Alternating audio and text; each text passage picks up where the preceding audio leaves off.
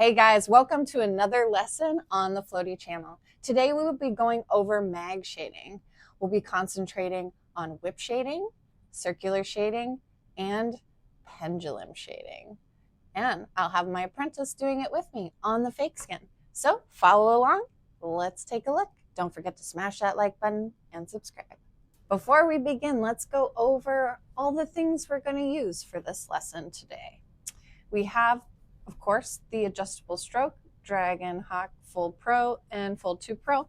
We got our floaty grips on. And of course, we're using dynamic today because it's very affordable and easy for practice. We're going to be using also the TruSkin today as our practice skin. I feel like it's the best. It's pretty much like real skin. The settings I feel like are comparable. And if you're trying to practice, it's very much the best choice. There are other more affordable skins that are a little less expensive. Of course, you can use those too. Lastly, we like to wear gloves just to keep a good grip on the machine, and that's just a little safer. So one of the most important parts of shading is setting your voltage correctly. The Dragon Hawk Full Pro is an adjustable stroke machine, which means it goes all the way from 2.4 to 4.2.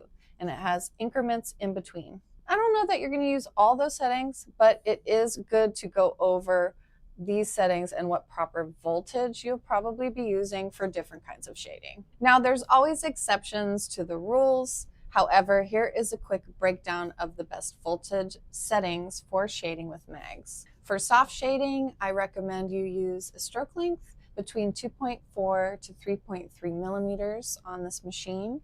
And at those stroke lengths, you're going to run between 5.5 to 6.5 volts.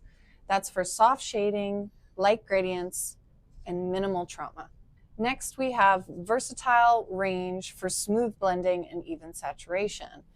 You're going to want to do that at 3.3 to 3.6 millimeters for stroke length, and 6.5 to 7.5 roughly for voltage. Lastly, for deeper saturation, faster shading, but which requires more control, we would recommend 3.6 to 4.2 millimeter stroke and a higher voltage at 7.5 to 8.5 volts. So today we're mostly going to be using a curved mag for blending and things like that. However, we also have a straight mag, and I want to go over the differences and why you might use one over the other. Straight mags are great for packing in solid gradients, but they're not so good for blending because as soon as you tip it at an angle, you might catch an edge and then you'll ruin your smooth blend. You'll also damage the skin more. So flat mags are great for packing, and that's pretty much all I would use it for. I've also used them up on their side to get more of a flat edge, but that's pretty much it.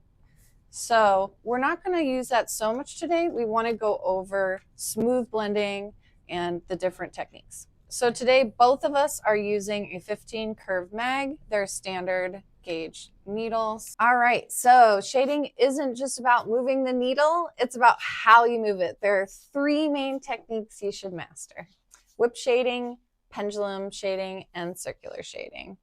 I'm going to quickly just go over all three and show you while we do them.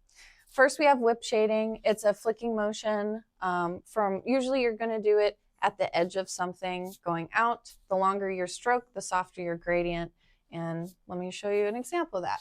We are going to use our machine at these lower settings. We could start at a 3.3 for whip shading. I do think I like it just a little bit higher though. Let's do 3.6. Yeah. And it's a versatile range, so we might change between 3.3 and 3.6 just to feel what that feels like. But would you like to start at 3.3 or 3.6? Let's just do 3.6. Okay. Yeah. Let you decide today. We have it at 6.5 volts. You're definitely going to see a difference between 3.3 and 3.6 because those strikes are a little bit closer together. I do feel like 3.3 is a smoother blend. However, you can go in between for a pretty versatile range for blending, and you might need that extra hit to get in the tissue. How far usually it's still. So yeah, so mags shouldn't be hanging way far out. So definitely want to bring them in more. Bring the needle in more. Definitely less than you would have your liner. 6.5 and 3.6. Double check your stroke. Yep.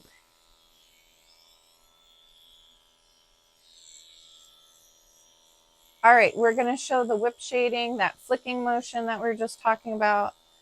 Just starting from imaginary edge and coming out. Just do one spot. Just stay in that one spot for now. Okay, cool. So you can see pretty nice blend there. Now it's unidirectional, so you're not going to get kind of a soft gradient yet until you kind of cross hatch that. Okay. So when we do this kind of soft technique, we want to sort of layer things. So right now we're just taking it slow.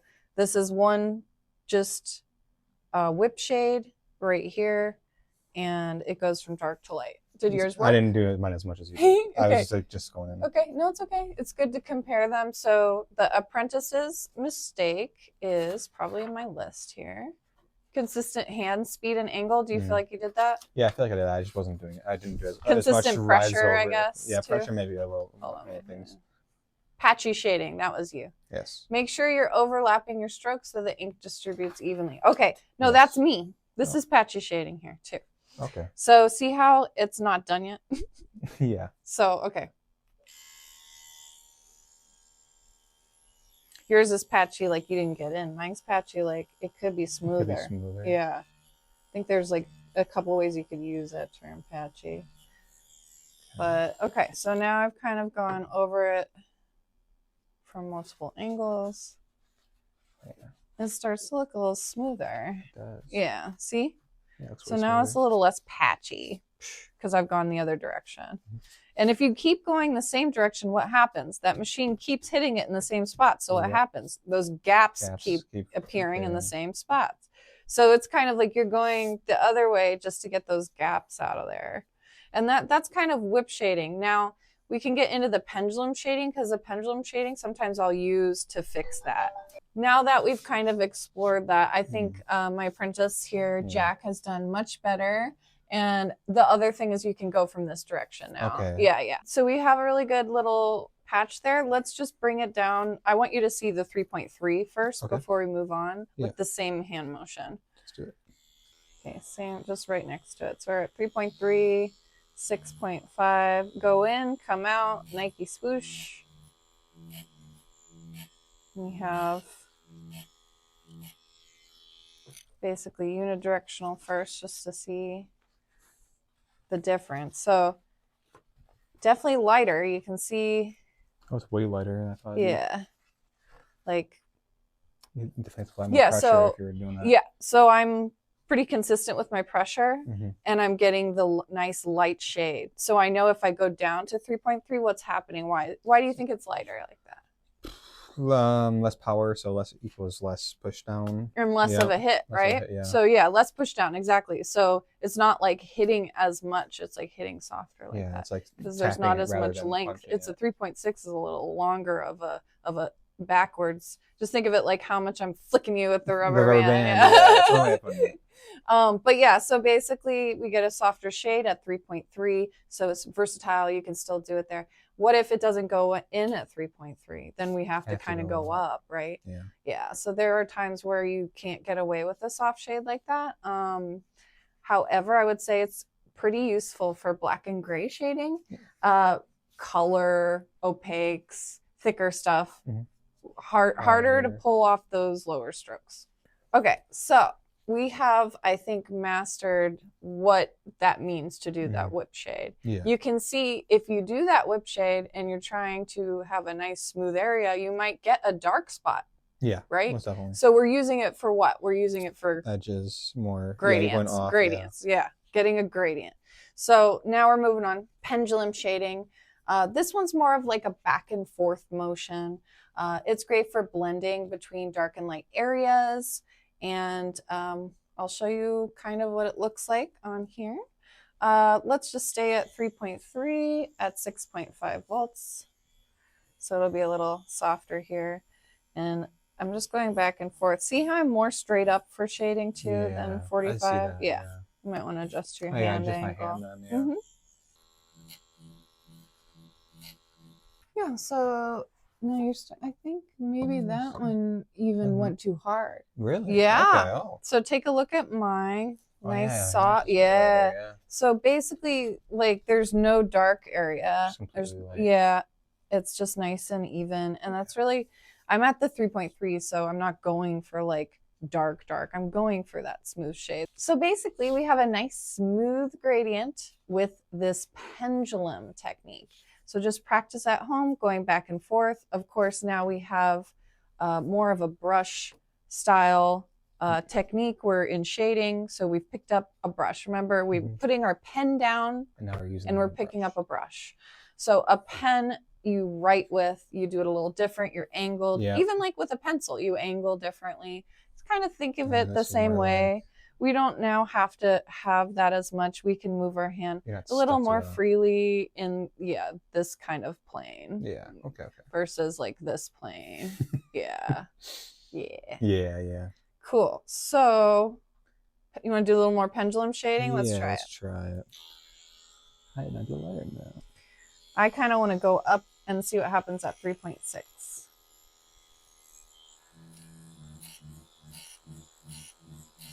Can feel it like pushing against the you can feel it push against the surface more when you go up in stroke. Yeah.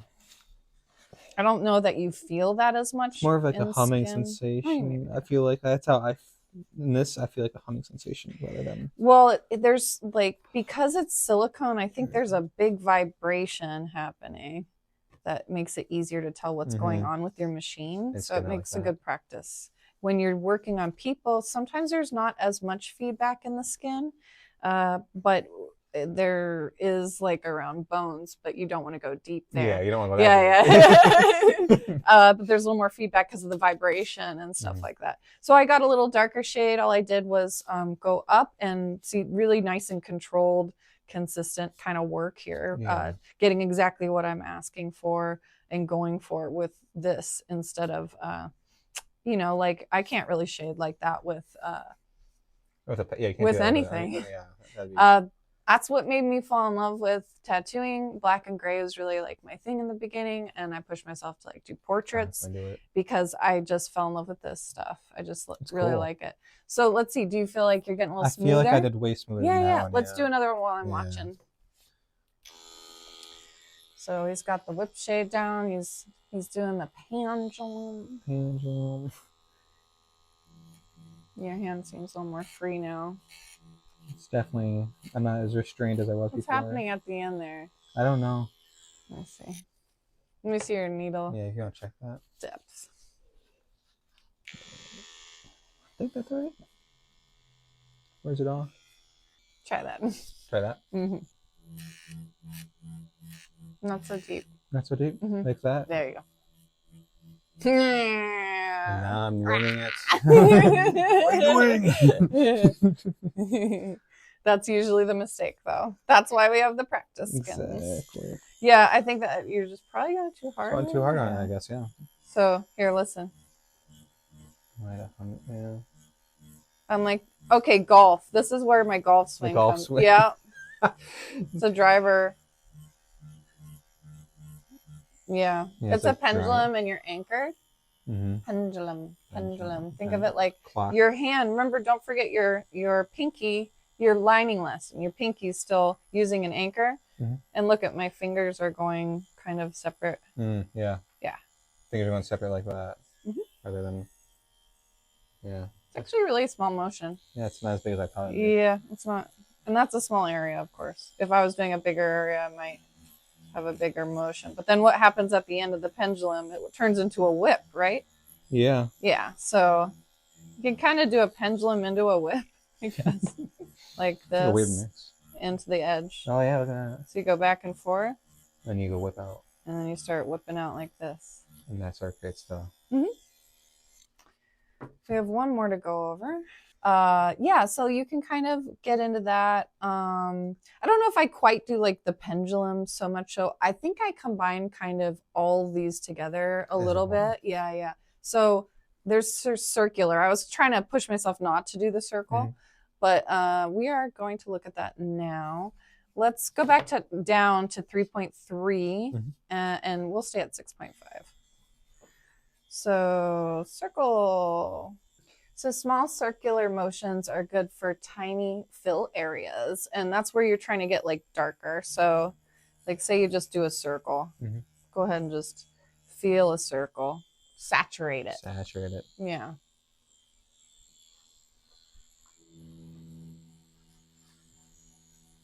Okay. And then take a look at like what it looks like.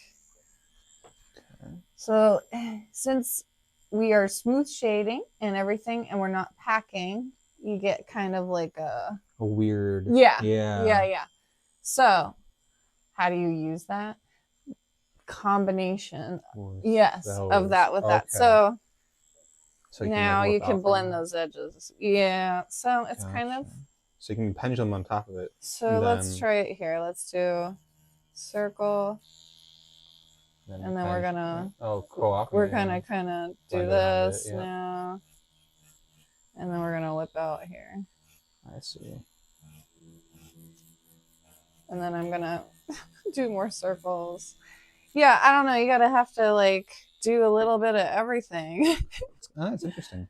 We'll see. It's like building blocks almost. Yeah. Yeah. There you go. So you got smooth shade. I feel like it's a little hard to do a gradient at the 3.3. Let's go back up to the 3.6. Yeah.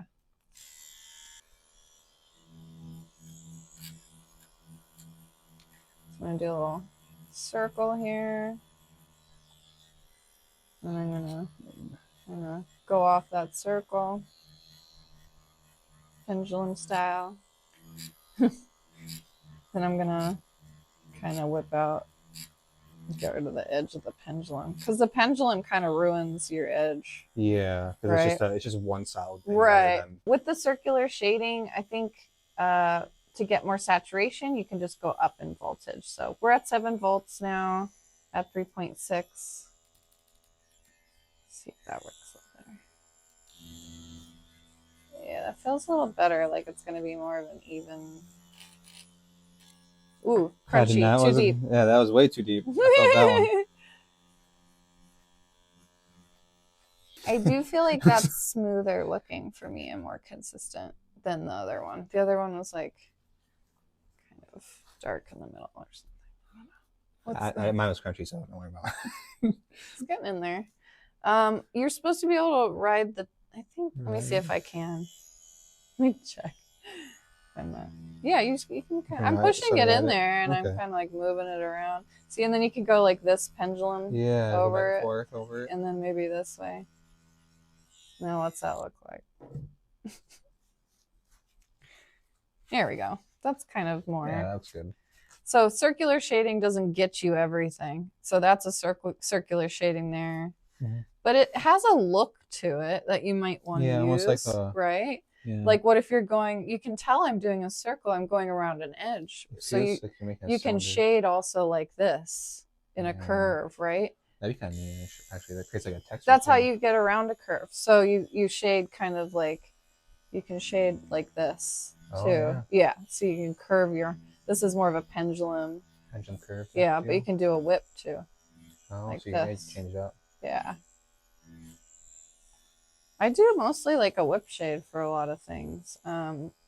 Pretty often, like to get a shade, you're doing like a whip. You're constantly going, yeah, and then you're just changing directions like so. And following the. And the idea is, can you get it smooth enough before you've like run out of passes? So, you know, it's not like you're going to get it in the first pass, right? Yeah. But your settings need to be, I think, appropriate enough so you're not tearing up the skin. And that's kind of what this lesson is about, like not tearing up the skin in these settings. Yeah. So a lot of people might be doing this shading at higher voltages and stuff like that. I think we've gone over it to kind of help the viewer and everything. Just give a good baseline. Yeah. If you want like more of a fill, like a dark area like black. That's not what we're doing right now. This is just pure shading. Cool. So let's get into that just briefly, how to get darker. Going back to those notes about the higher stroke length, just going to go up to 4.2 now. You can start at 7 if you want. You can go to also to 7.5. And well, let's try that circular motion again. Does it get... The machines were like harmonizing. Yeah. So I feel like it gets darker. Definitely gets darker. Kind of quickly. Yeah. And I didn't have to do like a bunch of passes to get it there, right? Because it's right hitting there. harder. Yeah. You can also just play around. I mean, it's not a great setting for whip shading, but people have done it. You know, it's not like not possible. Everything's possible. It doesn't mean it's right, but... I'm guessing you also have to be faster with your hand movements. Yeah, see how fast I'm moving? Yeah. So it could be good. Depends on, like, you just have to adjust to your voltage pretty much. But if you can't, change it. Yeah. So what's the difference though? You can see in the unidirectional one, the skipping, but I like to do it that way to show you it's always in the same spot. Yeah. Isn't that crazy? That's crazy. It's always in the same spot. So I'm getting gaps in the kind of the same pattern, see? Yeah, so is that because that's because of the speed of the stroke length is now taking more time to get to the surface because it's longer. Therefore creating gaps. Yeah. So that's something that people don't think about with the stroke length. And that's the reason why shaders are generally like at 3.6 or, you know. Slower. Yeah. Let's go down to 2.7. And we're also going to lower our voltage because we've lowered our stroke. Yeah. It's different than lining now. 6.5 volts. Let's try that at 2.7. It might end up being that we go down. I don't know if we need to or not. I can like barely feel the surface. I can't feel it at all. Yeah, but it's there. It's there. And the reason why is because now it's hitting really soft. And you can get way more passes in because it's now hitting really soft. Yeah. Right. So you can build up and, you know, work on that.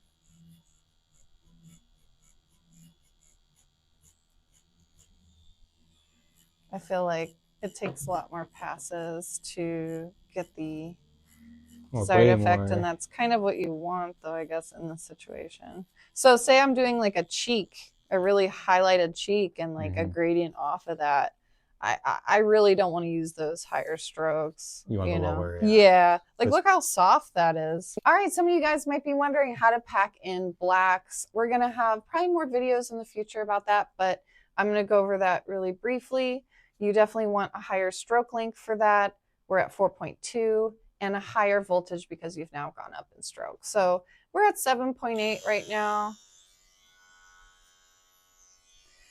And the motion here is different than any of those smooth shading motions. So we had, remember, the whip shade, we had the pendulum, and we had the circular motion. This is going to be a packing motion. It's more like a shovel, and you can do it any direction. You can do it this way. You can do it this way. You can't do it backwards, but you can do it this way or this way. So we have right angles like that. And basically, I like to do it like this as well for vertical, like if I'm going this way. So this way, anyway. But most of all, you want to remember that you're holding it similar back to a pen than the brush. So you want to have a good grip on it because you're going to stick the whole needle in pretty much. And you're just going to pack it in, and you're not going to go too far. Imagine that this is a really slow process, because it is. You're trying to pack in as much ink as possible. And the silicone is giving a resistance. If you go too fast, it's going to make that sound, and I'll know you're going too fast. So just slow your hand speed a little bit.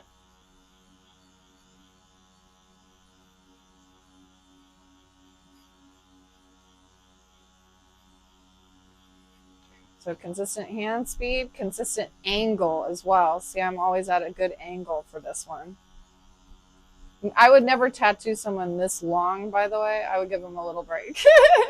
So mine got pretty dark. I'm happy with that. And I wouldn't have much to fix there if I needed to like just do a little bit of yeah. But you definitely don't want to have to go back into it. Once something is solidified and packed, do not go back in.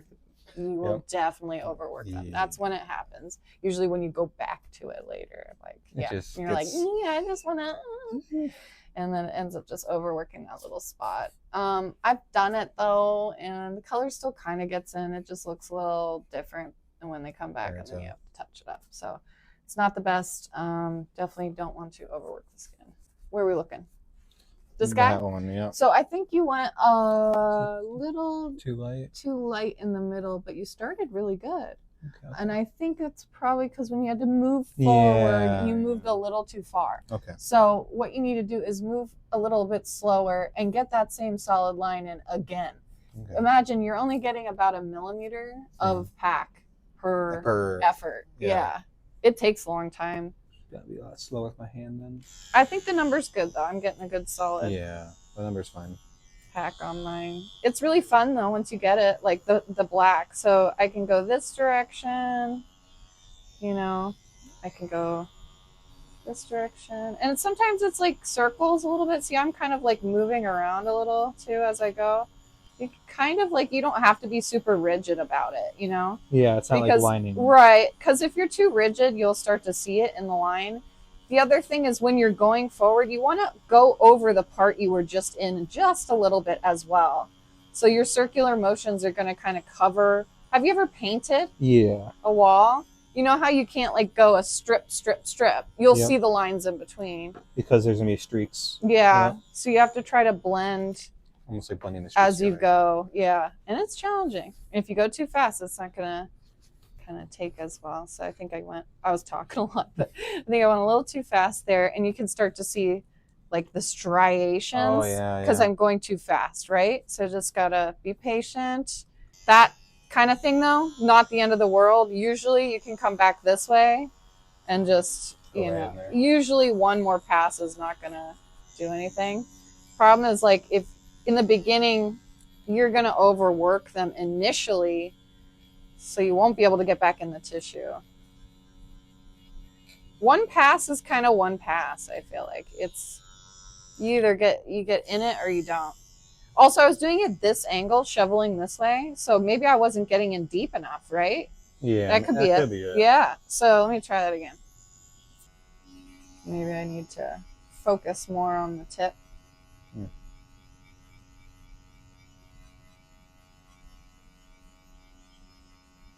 Could be that there is a better hand position so I'm discovering it right now.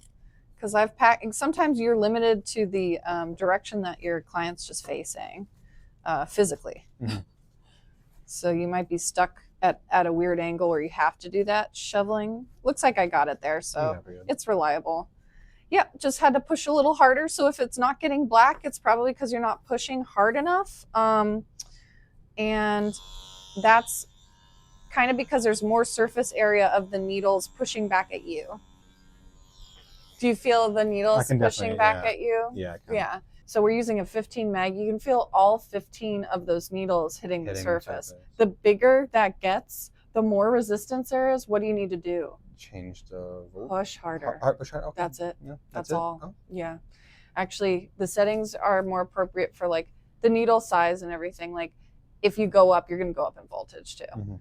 Because it'll start dragging. You'll see little red spots in the skin, stuff like that. Okay. So if you go too slow or too fast, you'll see it in the skin usually. Yeah, it'll react to it. If it's too slow, actually, I'm sorry. If it's too slow, it's probably just not going to get in. If it's too fast, it's probably going to look red. Yeah.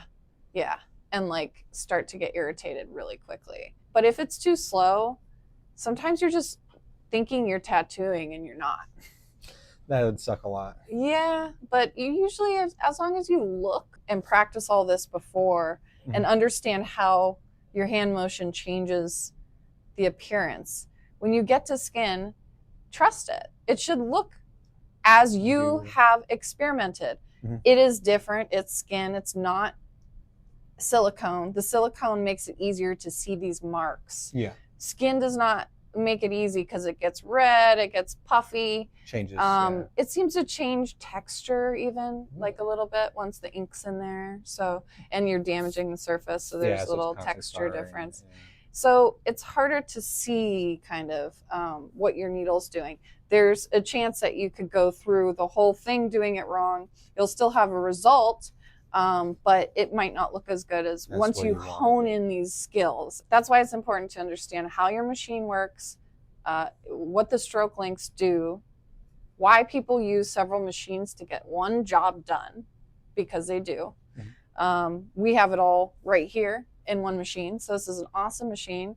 I don't have to buy a shader and a liner and a packer or whatever. I don't have to have multiple fancy different machines. I just have one and I can change it. So I feel like there is an advantage to that. It's definitely an advantage. Yeah. And this is generally, I think, where the technology is going and what more and more people are comfortable with, the pen style machine. They do like batteries. Batteries, I will tell you, you have to run them a little bit higher than you would corded and stuff like that. Yeah. And that's fine. Actually, I see beautiful work with batteries, so there's no problem. It's just you have to replace the batteries. And you might lose some strength, and maybe you won't know right away like what's happening because the battery's dying. And you're a beginner, so it's like once you might not know it's because of your battery. You know? Because you might just be like, oh, am I going too light? Right. Too hard? But there's a percentage, I guess. It's convenient. But does it work at 10? Does it work at 15? I don't know. I don't know if it starts like losing its juice. It could lose juice really fast if you the more you turn it up. What's the technology? You tell me. Could it lose its juice? Yes. Definitely. Yeah. So everything I'm saying is like making sense. Yeah. So I would say buy a backup battery for sure. So just keep a consistent hand speed and angle to get rid of that uneven shading. Overwork skin, too red or irritated, use a lighter touch and adjust your voltage if needed. So if you're too high, it's going to get red, get angry maybe, might have to come down a little bit. But all those voltages are really safe, so I think you should be good. Lastly, patchy shading. We want to make sure that you're overlapping your strokes so the ink distributes evenly. Patchy shading is when you're just kind of going in one direction, which we've shown the unidirectional shading versus kind of cross-hatching and how that changes it. Shading is all about practice and muscle memory. The more you work on fake skin, the better you'll understand voltage, settings, hand speed, and pressure. Every artist has a slightly different style, so experiment and find what works for you.